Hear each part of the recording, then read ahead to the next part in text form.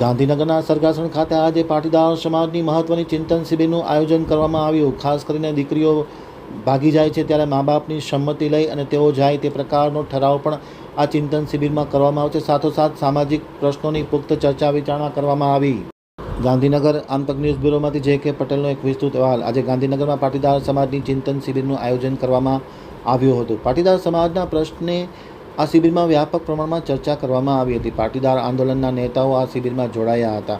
આંદોલનકારીઓ અને એસપીજીના કાર્યકર્તાઓ પણ આ પાટીદાર સમાજની ચિંતન શિબિરમાં જોડાતા ચિંતન શિબિર એક મહત્વની શિબિર બની ગઈ છે. આજે ગાંધીનગરના સરગાસણ ખાતે પાટીદાર યુવાનોની ઉપસ્થિતિમાં આ બેઠક કરવામાં આવી હતી. સામાજિક પ્રશ્નોની પણ વિસ્તૃત ચર્ચા આ ચિંતન શિબિરમાં કરવામાં આવી હતી. સૌથી મહત્વની વાત એ છે કે ચિંતન શિબિરમાં દીકરીઓના ભાગી જવાના પ્રશ્નમાં માતા પિતાની સંમતિ ફરજિયાત કરવી તેવું પણ જણાવવામાં આવ્યું છે. ઓનલાઈન ગેમિંગ, વ્યાજના ચક્રમાં જમીનો પડાવી લેવામાં આવે છે તે બાબતે પાટીદાર સમાજ જાગૃત બને તે પ્રકારની પુખ્ત ચર્ચા વિચારણા ચિંતન શિબિરમાં કરવામાં આવી હતી.